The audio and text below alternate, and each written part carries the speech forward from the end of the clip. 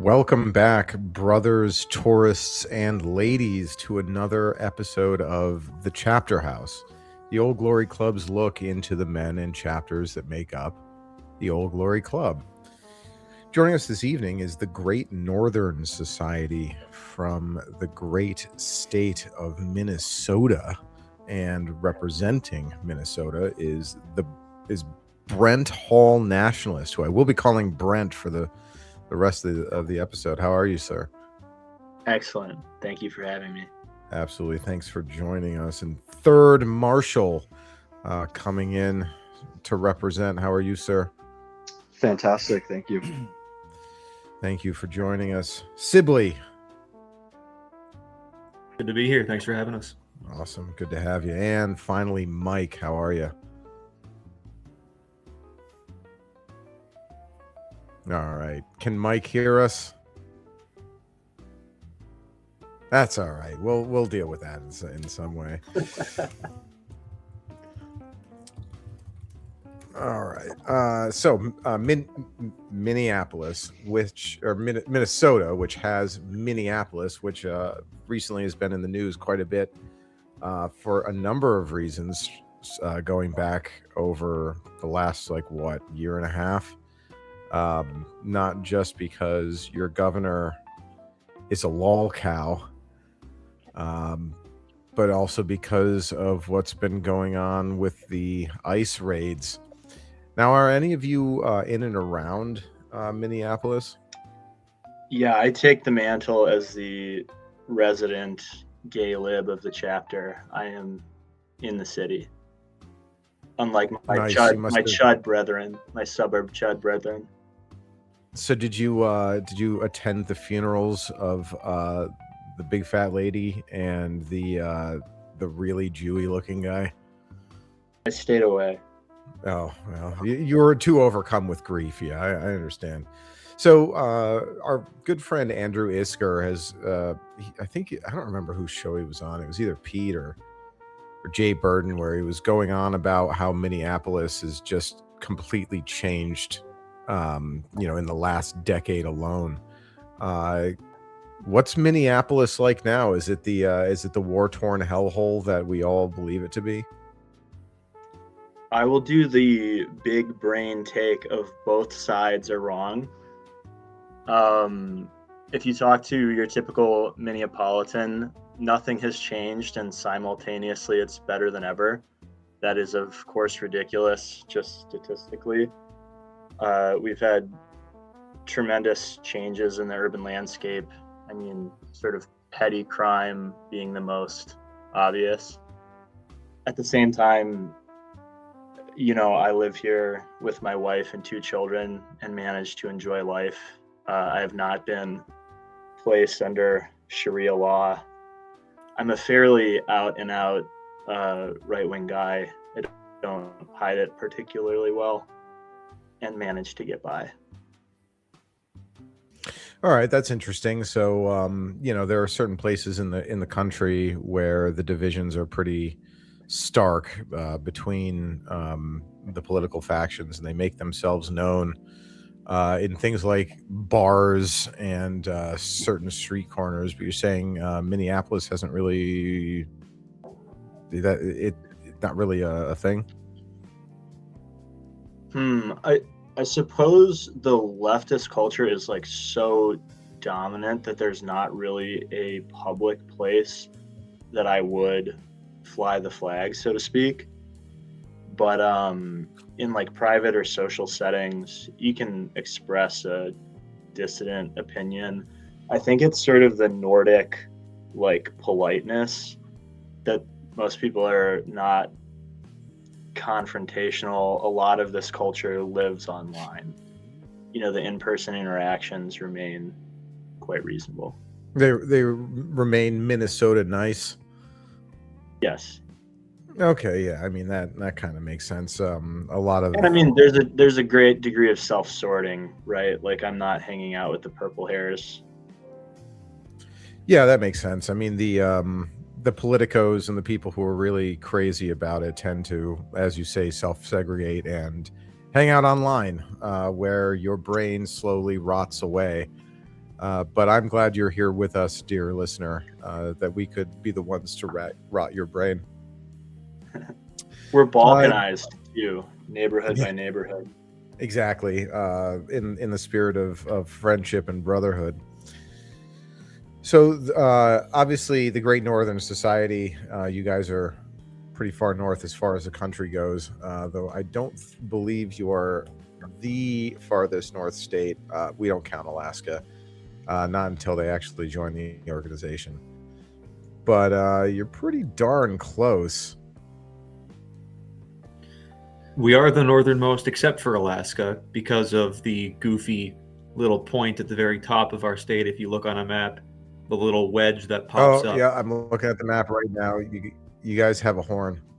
Yep, puts us right over Maine. That you're just penetrating Canada. I love to see it. I didn't know that that Minnesota was the rapist state. that's just wonderful. In my opinion, so where are you guys? Simply by if you look at it, there's like a little chunk of land on that lake, on Lake of the Woods, that's being cut off of Canada. And if we just took a little more land, we could have all the way along the western border of Lake of the Woods, and we wouldn't have to be shaving off a portion of that and have just a sad island of Americans in the sad sea of Canada. We could have all of Canada. Well, I was kind of trying to bury the lead on that one. Yeah, I think that's a good way to get started.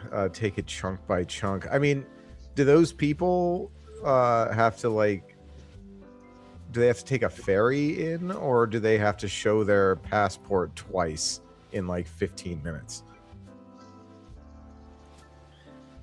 I've never actually crossed the Canadian border, so I don't know what the checks are like. I think it's relatively loose.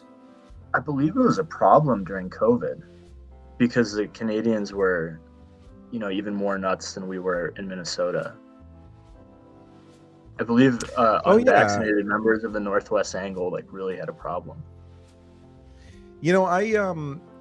I barely remember COVID because not much changed in my life. Not that I wasn't in a state that did lockdowns. It was just one of those things where if you just didn't care, it didn't matter.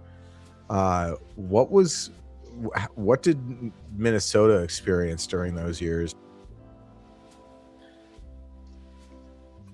I mean, as an understatement, it was bad, but to go a little bit more in depth, I think it was just, especially within the metro area, it was, very disruptive of life. I have someone I'm relatively close to who actually jumped the border over to Hudson, Wisconsin to start a business there in the middle of COVID, and said a lot of similar stories that, that area of Wisconsin ended up getting quite a lot of business because of how strict walls and the whole government was as far as running any sort of business throughout that time of life. Yeah, I spent so did that 4 actually months laid off because I was working for a large contractor at the time, and they had all their business slowed down because all their customers stopped doing things. So business and things like that did slow down a whole lot, but it was also still kind of like what you said, if you don't care, it doesn't affect you. I was living deep in the heart of the metro at that point, and I could still walk into Walmart without a mask and nobody gave a crap. So there were some things you could just skate by. So did it change any of the culture of, I mean, I guess now we're still just talking about Minneapolis. Did it change the culture of what was going on in Minneapolis, and did it recover after that? No. It's very difficult to differentiate in Minneapolis between the effect of COVID and work from home, the summer of Floyd, and then the Biden wave immigration, because it really felt locally sort of part and parcel of the same insanity.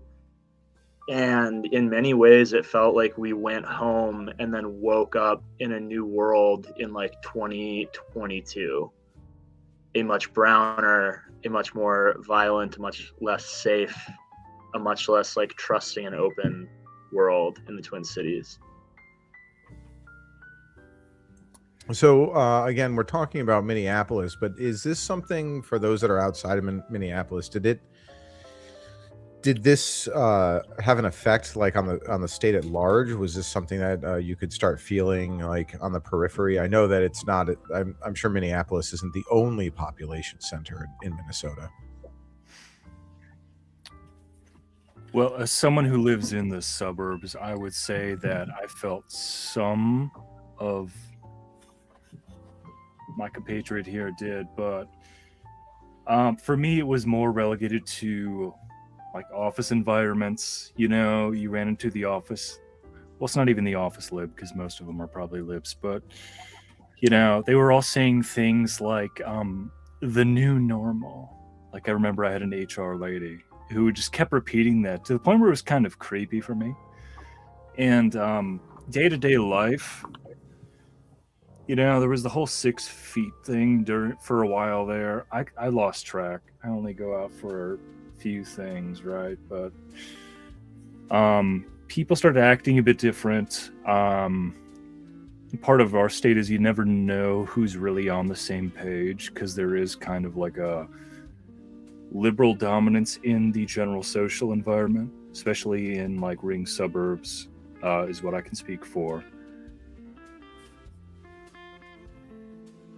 Yeah, I mean that's kind of funny. You know, we heard the new normal as a phrase passed around in the media and on the internet, but I don't think I've ever run into anybody who like used that phrase unironically.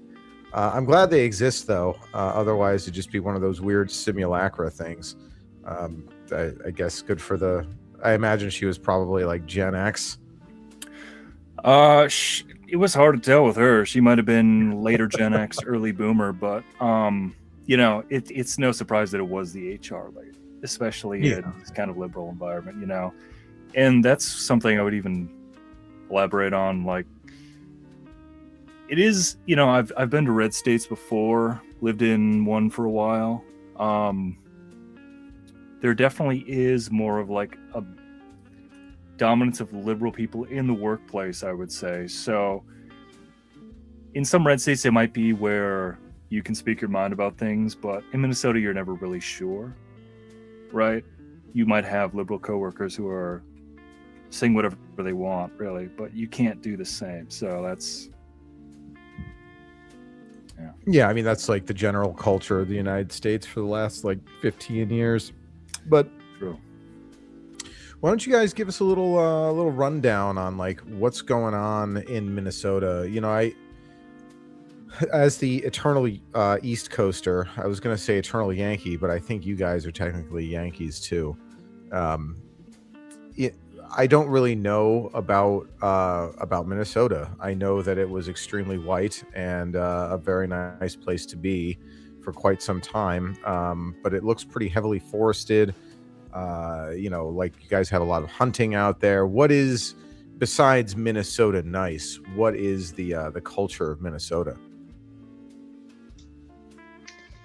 I think it's, I mean, obviously all very dependent on where you are, but one thing I love about my home state is the fact that it is so diverse. You mentioned like forests and stuff like that, and there's just a wide array of different, I guess, biomes as you get out into the rural places. And so I grew up actually in the southwestern corner of Minnesota, and out there, I mean, it's all farmland, and you get almost sometimes, at least from the appearance online, like in almost like very classic country hick type of stereotype, but in a great way, all great people. And then, you know, the Northwoods are amazing, and that still they retain that beauty and very white culture for the most part up that far north. And it's a reason I think so many of us appreciate getting up to the Northwoods and the North Shore Lake Superior when we can.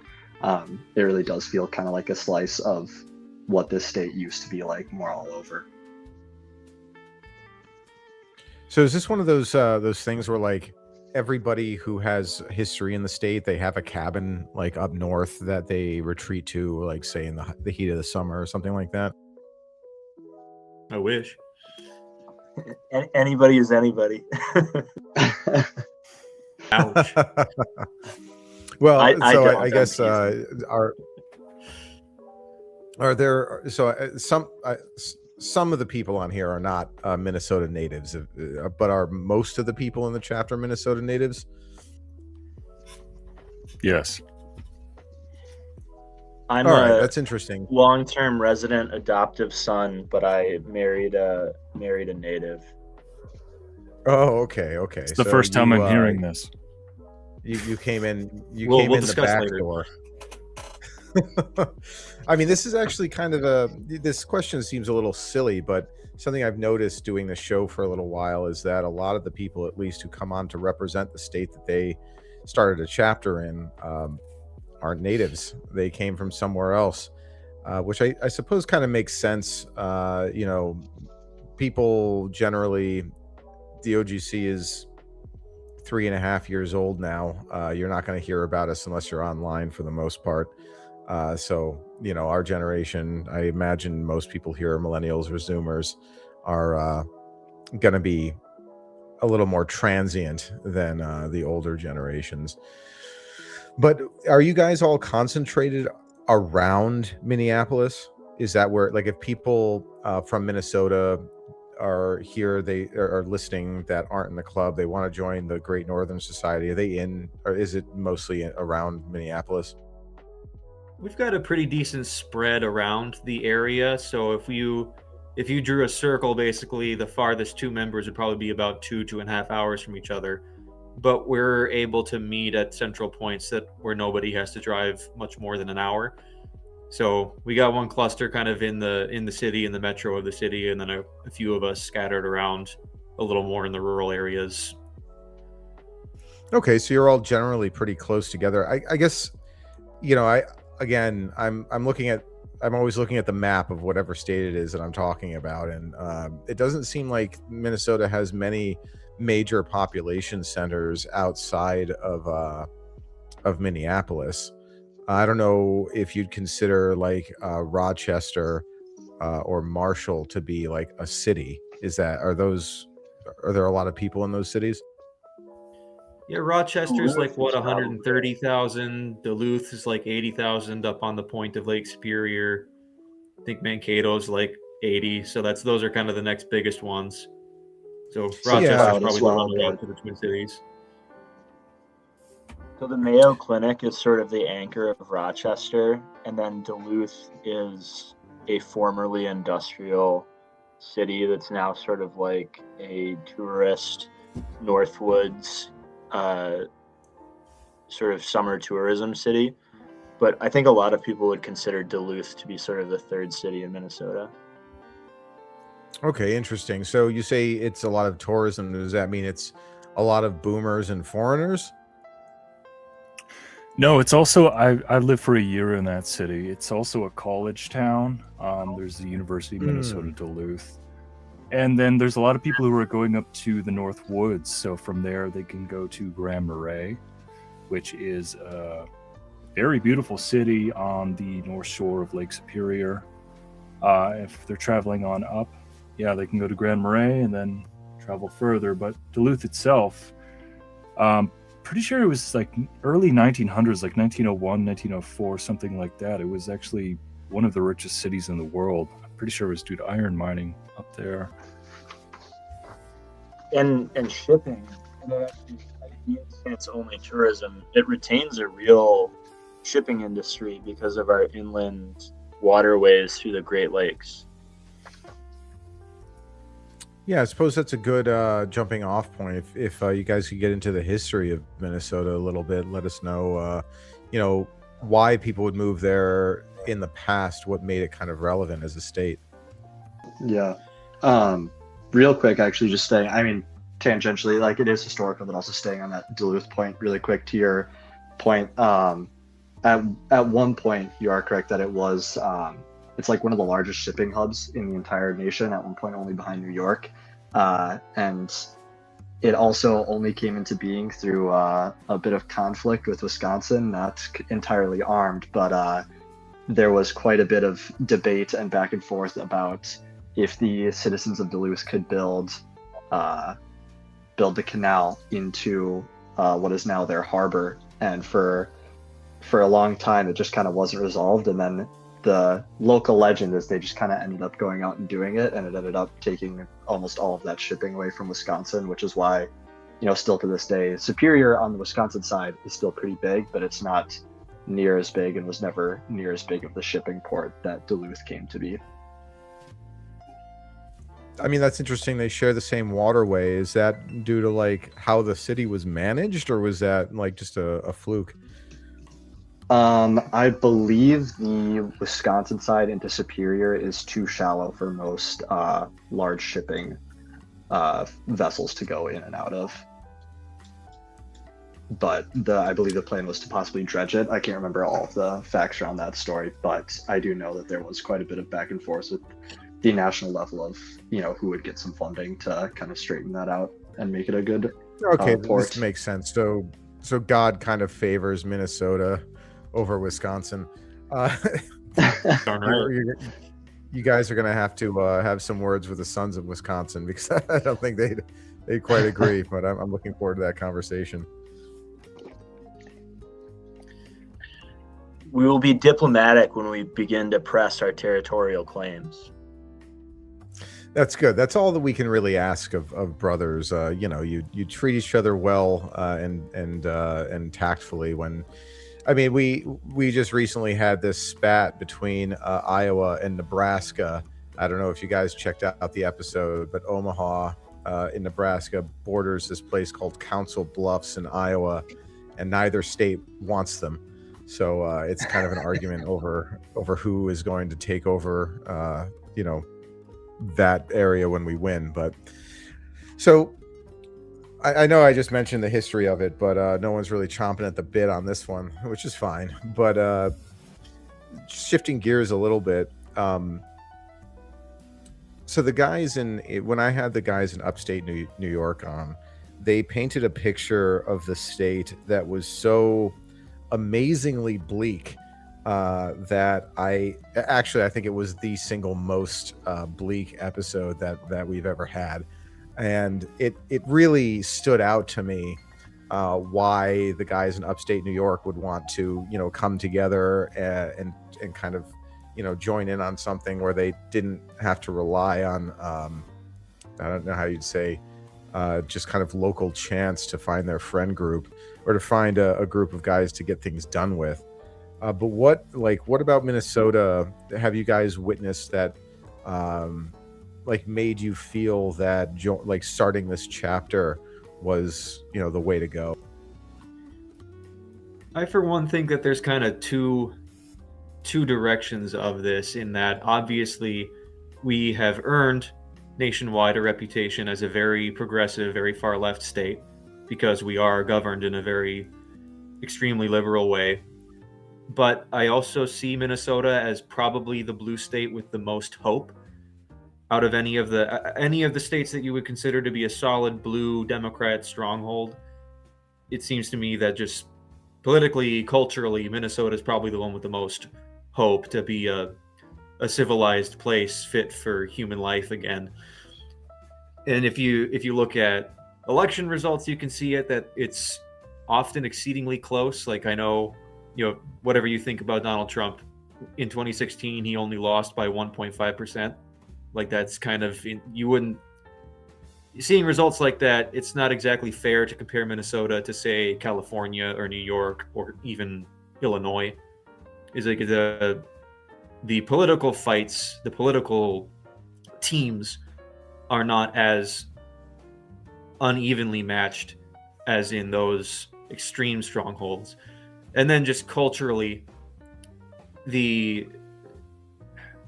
I know every chapter that's been on has said that their state's GOP is the worst GOP in the nation, but I assure you, I promise you, I swear, our GOP is in fact the worst GOP in the entire United States.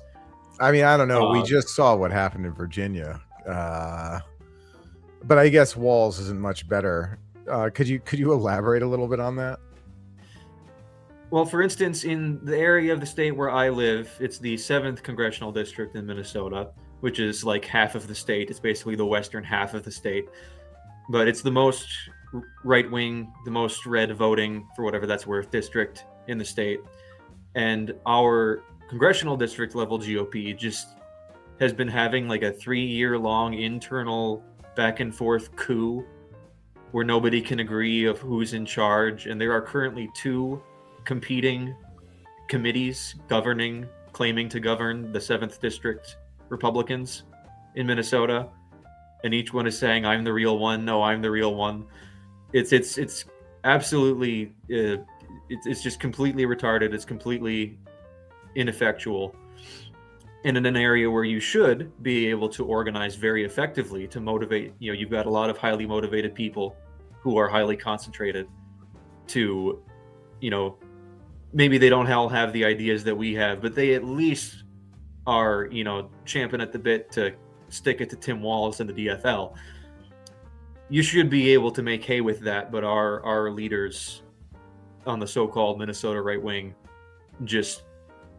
they are the most obviously committed to losing. They obviously don't want to win. They don't want to rule. They don't want to govern. I would say even with such a faggoty excuse for a Republican Party, even then the Democrats can't hardly break 5% of a margin of victory here, which makes me think that if there were an even half competent leadership in, forget the Republican Party, just any kind of movement to affect political change in the state, that you would be able to have a pretty potent effect. Like even like our state Senate is 1 seat majority Democrat right now. Our state House is evenly tied for the 2nd time in state history. It's a relatively even match. So if you had a group that was actually trying to win, it's really a testament to how pathetic our left wing is, that with all the advantages they have, with all of the resources they have, that with the pathetic excuse for opponent they have in the Minnesota GOP, that they're only able to scrape out like 5% wins in most statewide election or most presidential elections. They have plenty of like senators who break 20 and all that, but for heaven's sake, they should have California here, and they don't. So there's hope, I guess, is what I'm saying. I'll stop rambling, let somebody else talk now. I would say that when you're comparing how bad your GOP is, you have to look at who you're losing to. And in Virginia, we've got like a pretty competent, buttoned up ex-spook that beat the Republicans. And in Minnesota, we have a doughy, absurd guy who's like beating his retarded son on television. We have a 1.7 GPA fake Indian graduate from an outstate college. We've got like hulking troons. We have Somalis that marry their brothers. Like, we're pushing on an open door here. If we can begin to muster a little bit of effort, I think we can tip this thing over. And I think it should be mentioned that the current Democratic establishment, they are out-of-state people. Tim Walz is from, Nebraska? Mm-hmm. And then Jacob Frey, he's just some person of a certain cohort who's been dropped here from Virginia. So what is that? That just seems like national control over our people here. Or you might even say international control. Right. Actually, this is very interesting. So you're saying that, it wouldn't take much weight to kind of tip the scales. Do you think the reason for that is, I don't know what the age demographics of Minnesota is, but I imagine it's like most areas of the country. It's very heavily boomer, and there's a lot of voter apathy. Is that an accurate description? One of our issues is that when people look at the state demographics, they say, whoa, Minnesota is actually, like a fairly friendly state to us, but they're really old. And when you begin to look at the younger cohorts, it's changing very fast. How do you mean? Our people are becoming a minority very, very, very rapidly. And A this is lot of the. Go ahead. well, I was going to say, so somebody mentioned the the Biden demographic changes, but was the dumping of Somalis in Minneapolis, was that an Obama or a Biden policy? That was a Clinton policy. Hey, That was, all right, that was wild a card. throwback. Yeah. So this isn't a new thing. This kind of demographic shift that you guys have been watching in your state. Now you had mentioned that there was a presumably, and I'd say this is probably pretty accurate, low IQ Indian that was involved in the state GOP there. Is this? Yeah, my ex-wife. It was your ex-wife? No. Inside joke. Sorry. All right. Well, this is something that you'll have to tell us at the Midwest Forum. But so so have you guys been hit by the Jeep menace as well? Was that a heavy population dump? Well, the Indian in question from earlier is actually a feather Indian, not a dot Indian. The lieutenant governor who's currently running for Senate. Honest mistake. I did, in anticipation of the Jeep menace question, I did look up some demographic info before this, and we do have them, but they are, I think the estimate I found was like only 30K. I don't know how accurate that is. I know whenever I go to Sam's Club, I see them everywhere, so it feels like I'm in Calcutta. But we have more of a problem of, infamously at this point, Somalians. And there's also a huge number of Laotians here, particularly the Hmong, I think is how you pronounce their particular that is a tribe. very unfortunate ethnic group. Yeah, they've been here for ages, like since Vietnam, as I understand it's when they started coming over here. But Africans and Asians tend to make up what seems to be the majority, and of course Mexicans. But we have our little bit of curry spice here too, unfortunately. I would also add that in my particular area in the West Metro, when we're all kids and there is a new student in class and you have a class of like 30 people, right? At first you're like hoping like, oh, is it going to be new friend? There was one Somalian who came into mind where he had the same exact first, middle, and last name. But even beyond that, so even as that goes on, we received a lot of Russian Jews. I only found out they were Jewish later on. But for the same thing, my particular area, I would say 1/5 of the, quote unquote white kids in my school district that I went to when I was younger were actually of that certain, New Jersey-sized Middle Eastern ethnic persuasion. So in my particular area, there is some kind of influence there. Yeah, I mean, that makes sense. I mean, this is the most Jewish country on earth by population. They can't all be in New York City and in Miami. Right. So I guess they have to go elsewhere. Yeah, I think the other thing that's tidbit of Minneapolis history is in the 1960s race riots, that demographic was run out of North Minneapolis, and hence why Michael gets to enjoy their company now in the West Metro. What's really interesting is if you look at a map of the cities, you'll notice that there is like there's the river, but then they also have this like Memorial Parkway. It's like, I think it's Olson Memorial Parkway. But if you look at North Minneapolis, you can see these geographic features they've like put there, like a highway on one side, river or bridges on the other with a creek dividing. They have very deliberately separated it off from the rest of the metro, and you can tell. I just find it funny whenever I look at a map. I try to explain this to people, but they're just like, no. Woke more correct than mainstream, I believe we say.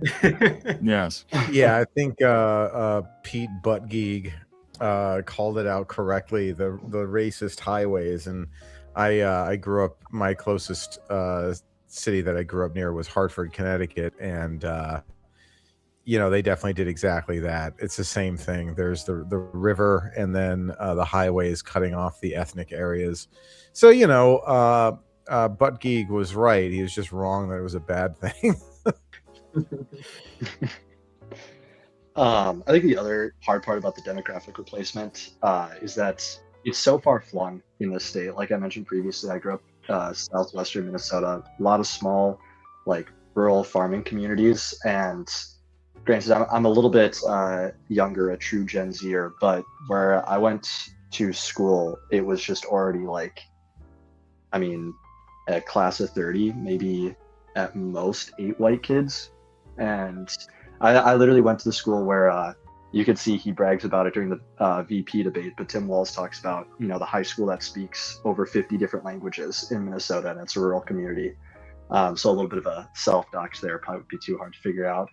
But it's like, it just doesn't make any sense, and it completely divides the town. I mean, you had like just friend groups were split very obviously along racial lines. You had, this still very small town feel out of the white population that was there. All these people who had last names who had been in the farming community there for generations and all knew each other. And you'd see them at all the sports games, whatever that may be. And then just thousands of families who were there for a couple of years because of job opportunity or because it was the easiest place to go and they already had family there. And I remember sitting at my high school graduation and just like looking around and being like, this is definitely a class size that I should at least know of almost everybody here. And there was probably a good third of my class that I just didn't recognize at all because, they'd be in ESL classes their whole time they were there. They came in when we were already in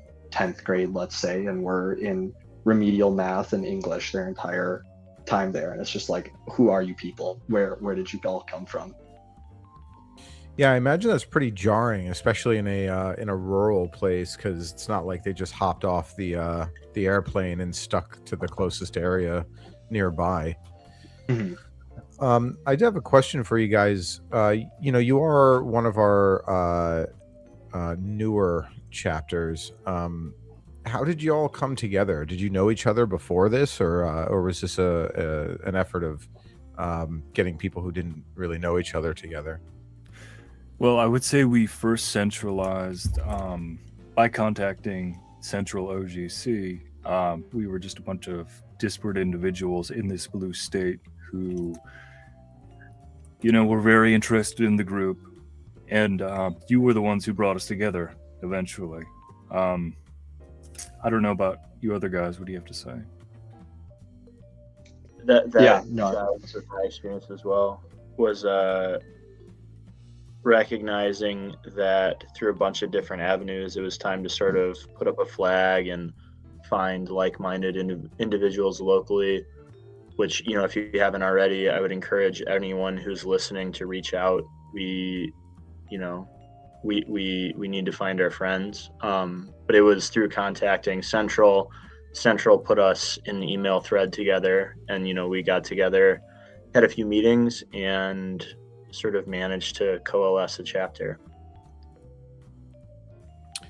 Yeah, I mean this this kind of resonates with me because I also came, the OGC started with a bunch of people who found each other on the internet doing mostly academic stuff, and none of the people that I knew in my life prior to this have any interest in joining. And I imagine that this is less of a regional or even generational thing and more of just a generalized apathy among the masses. Is this something that you guys in your personal lives, when you're is the OGC something that is for you and for the people that you know in the organization, or is it something that you feel like you can tell the people in your life about? I mean, just as basic OPSEC, it's best not to tell people too much, right? Especially when they might have wrong opinions or if they're boomers or whatever else. But I would highly suggest for anyone in the country who is interested to get involved, because very soon here, this will probably play a very central role in your life and your future as well. I mean, amen. That's definitely the right attitude to take. Sibley, you'd had an emergency there, but I was asking about if you guys had known each other at all prior to coming together to form the Great Northern Society. Yeah, no, mostly we got in touch all by reaching out to Central, interested in starting a chapter, and met up after the fact. I'm guessing you already got some of that download, but got together a few times, and we're somehow able to stand each other, and we've been making a good go of it. Yeah, that's great. I mean, this thing tends to attract people who are very low in agreeableness. So I can see how that, and high in intelligence, if you don't mind me saying so. Yeah, but- low agreeableness relative to Minnesota, though, still kind of averages out to, middle of the road. So we're all right. Yeah, I can imagine. You guys aren't like New Yorkers. So, I'm not picking on you when I say this, but you guys are, one of our newest chapters. So your opportunities to have kind of met up and put on some events haven't quite, you just haven't had the time for it. But what kind of things do you guys get into when you do meet up? So far, it's been somewhat minimal, but we had a cookout to celebrate when our chapter was formally accepted into the OGC, and that was a lot of fun. We had one particularly delightful piece of it was our treasurer was being chased around my yard by about 9 small children, ended up all chasing him up a tree while the rest of us were just standing around drinking. So that was a fun little moment.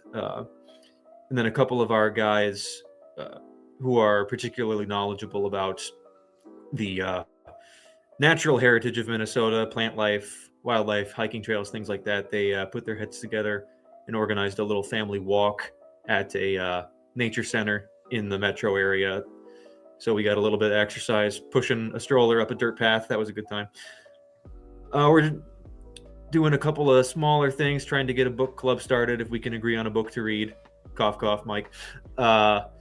And a simultaneous weight gain / weight loss challenge that we've been trying to keep going in our chat. Some of us are trying to bulk up. Some of us are trying to bulk down. We're all going to shaming converge each other into GNS standard complying with weight. our goals. What was that? So we're all going to converge on a GNS standard weight. Yes, there will be a regulation. You must be within, 2 pounds of such and such weight to be a member. You will You'll be weigh a in Giga Chat. at every annual convention. Yeah, I expect every single person in the GNS to be at least 200 pounds of pure muscle. And that's, you guys are so far north, I can imagine, you're just lifting logs all day. Our Nordic heritage demands it. Exactly. I did want to, so you mentioned, 9 kids, and good on your treasurer for being nimble. Otherwise, you might have gotten busted open like a piñata. So what is the demographic shakedown of the GNS so far? I know we have one Zoomer at least, but you seem to have some families. Yeah, we've got a pretty decent spread actually in terms of age. A lot of us in kind of mid-20s, low 30s. One gentleman who I believe is in his 50s and has a couple of grown kids. I guess I won't. I can't speak for your age, Brent, but I think you're. I don't know. We got a good spread. For some reason, I was suddenly fixated on trying to guess your age specifically. One thing that happened early on, which we were kind of surprised by, was a widespread of Christian denominations among us. So that, it hasn't actually been a problem whatsoever, brothers in Christ. So it works out. No, I mean that's across the organization in general. We do seem to lean more heavily Catholic, just owing to the number of people on the East Coast. But you know,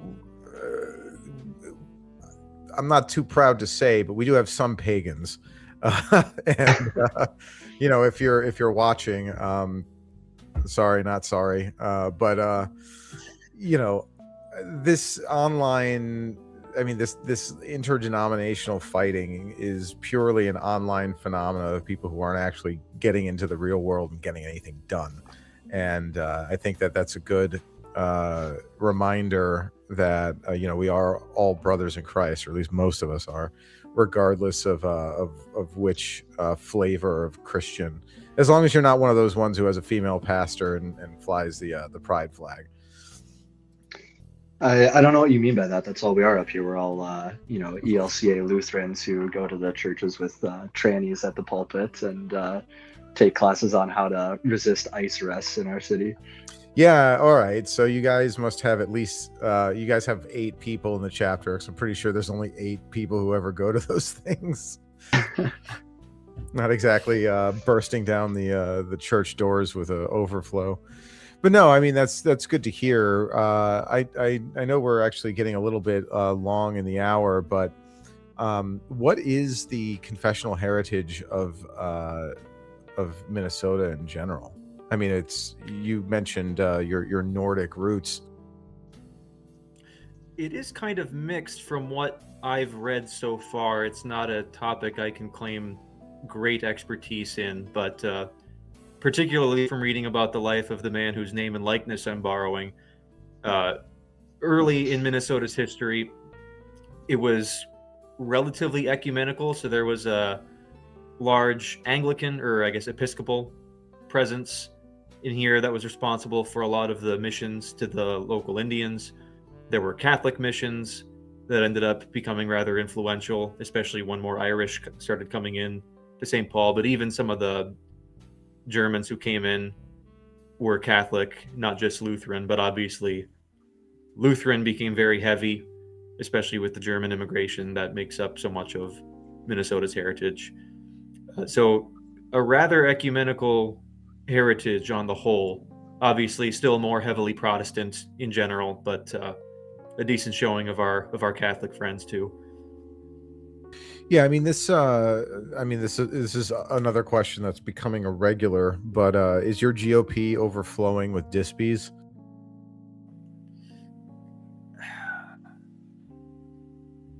I don't hear it talked about a ton by our state level or state legislature candidates.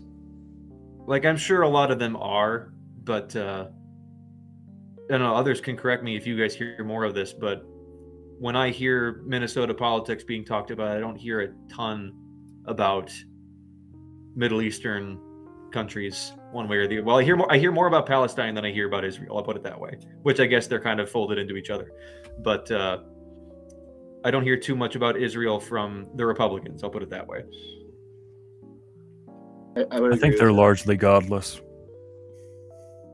Yeah, I would agree with that too. Yeah, where was the GOP, where was the RNC in 25 or in 24? I can't remember. Was that up by you guys? I think it was Milwaukee. Was that Milwaukee? I believe that's correct. Oh, okay. Well, I mean, that's pretty far away. You're one state over, but no, I mean, so just looking at the names of the places in Minnesota, I imagine it wasn't you've got Grand Marais is the most French sounding of all the cities that I'm looking at here. So I imagine typical Catholic erasure by Mr. Sibley. The Catholic heritage in Minnesota runs far deeper and richer than he would be willing to acknowledge. This French is don't count. more just a good historical anecdote. We were French fur trapping territory for 2 centuries. Okay, based. Yeah, all right. along the Mississippi and the St. Louis River corridors. This is a French territory. It's so very Catholic. You, And you then, are correct that all 50 people who were here before like 1820 were Catholic. And the French Well, and the French Catholics, where are they now? I was You're setting up looking at a 'em. canned line that St. Paul is a Catholic city and Minneapolis is a Protestant city. That's what. I think we can make that work once we win. We can have the brother cities across the river from each other. So will St. Paul be renamed to like French Catholic, and Minneapolis will be renamed to something like based Protestants? That can be a decent Wide starting rivers point. make good neighbors, perhaps. Yeah.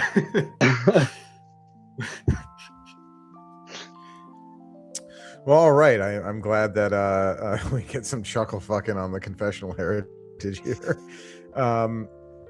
We got we have one super chat to call out here. Paul Lunsford, 8921, for 1 penny short of $20. Thank you for your sacrifice, Midwestern brothers. Never give up. I'm not entirely sure what sacrifice he's referring to, but there are a lot that come to mind. Being a lodestone for the Somalis is probably the one that comes to. We're the first line of defense for the Somali expansion. Right. They changed was it the state flag? Yeah. Yes. All right. So, I mean, anybody who's watching this is probably going to be well enough initiated in the online slop sphere that they've seen it before. But can you tell us how that how that happened? All right. So, this is like my most spurgy topic is the Minnesota state flag change. Oh, please spurg away.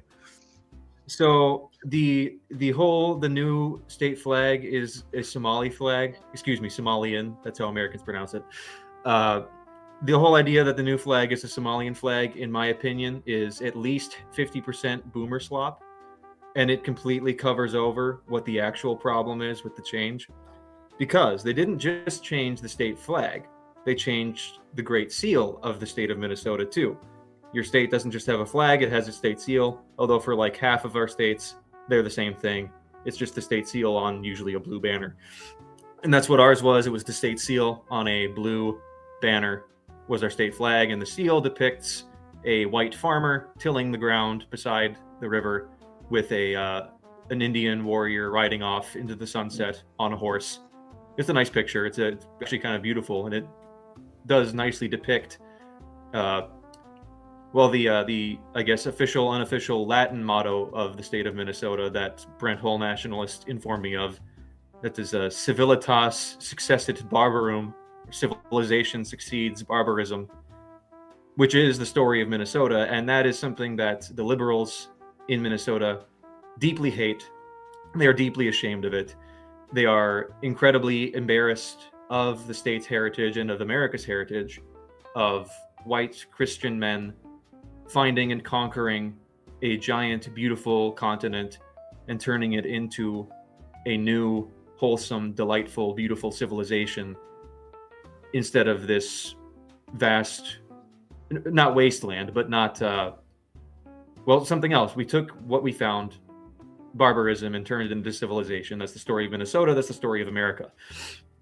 And that's what our state symbols represented, and they hated that. So the conversation among the Democrats was not around, representing Somalians or whatever. It was very much around our state symbols are hateful and shameful and offensive and are about white supremacy and abusing the poor, plighted red man.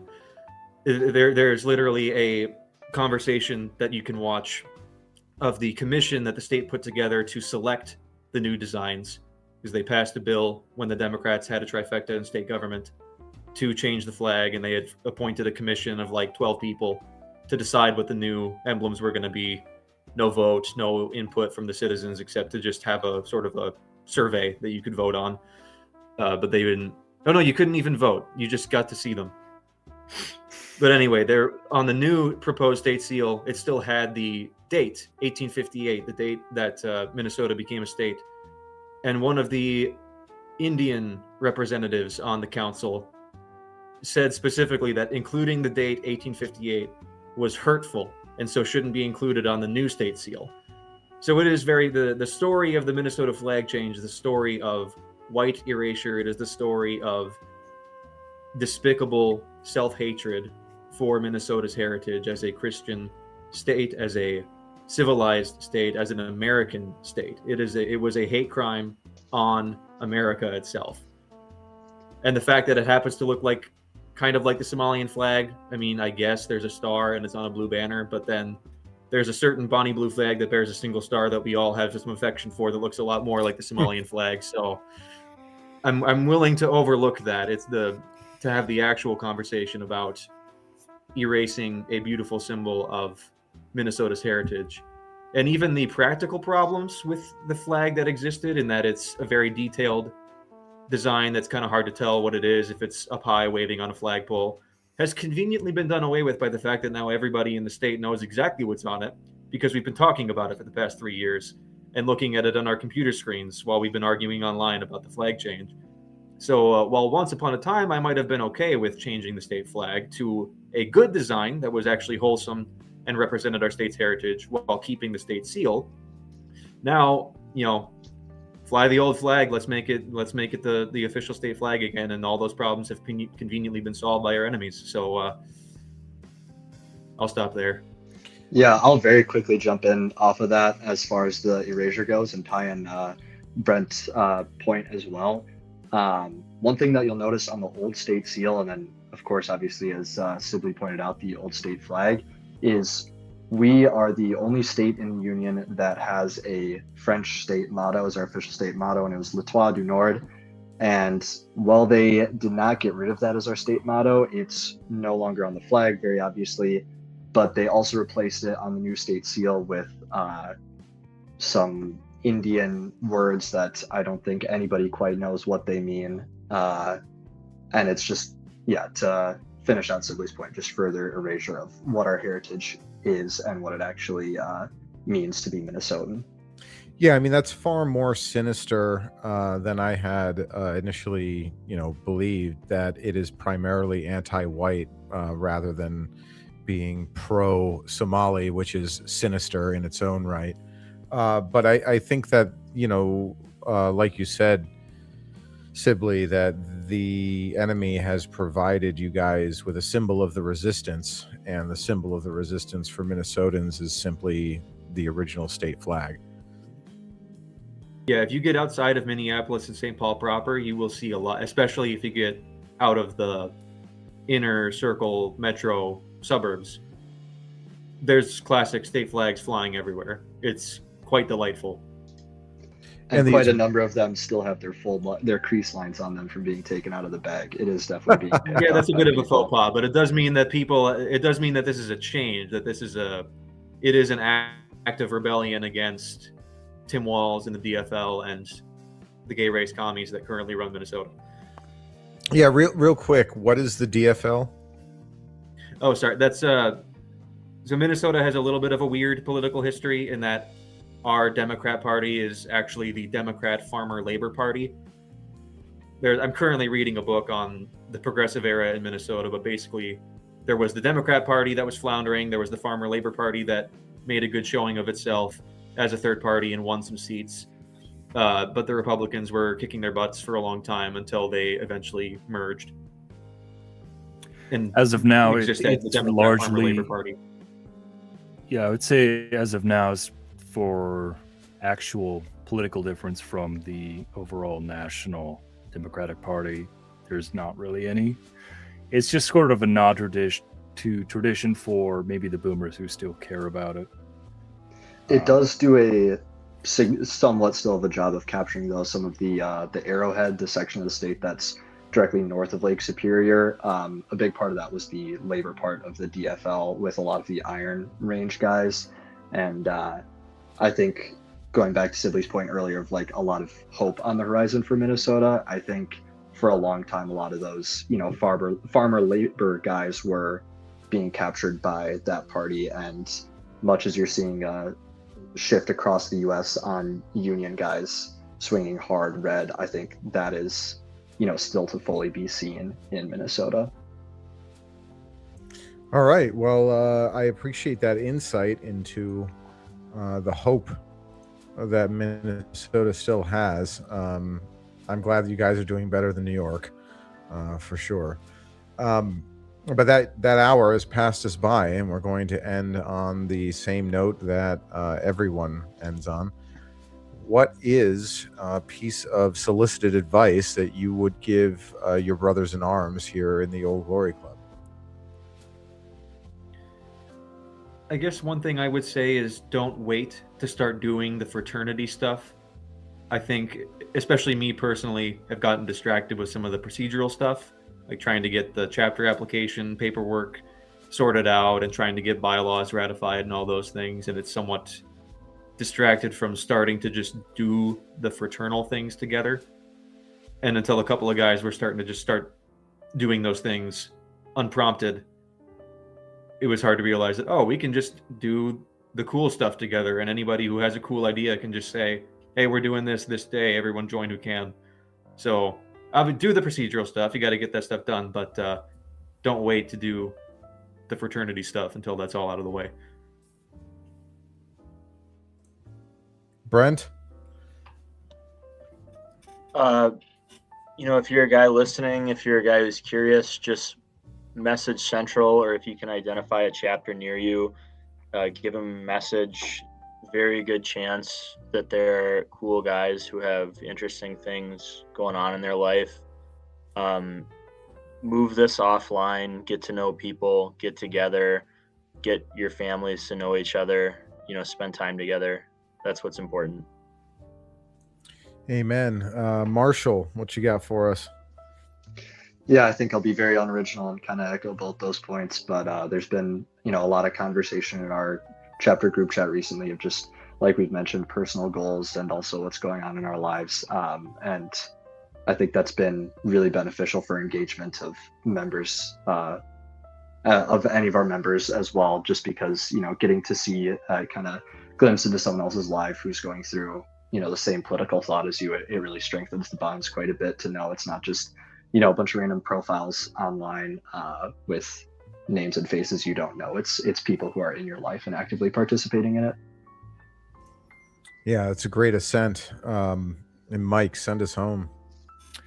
All right, what I would say is just once you get together with some people, you can actually use the social dynamics of that group to better yourself, right?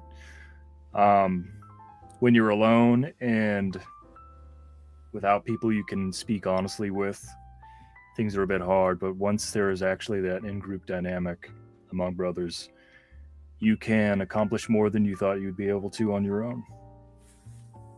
Yeah, amen. And thank you for that advice, and thank you, Great Northern Society, for joining us.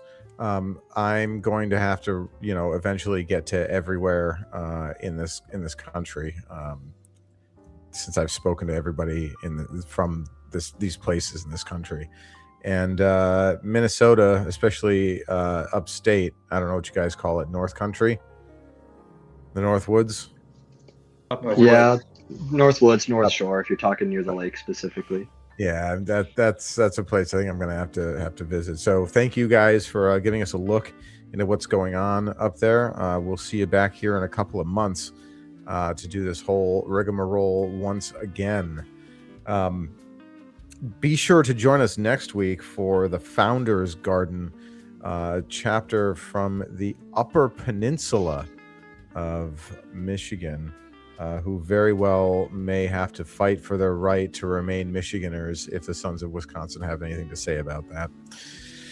But be sure to check out Pony Express Radio, the greatest in slop infotainment, which is back this week, Thursdays, 8 p.m. Why do I keep doing this? And then American Spirits, where all the actual academic stuff is getting done, Mondays at 8.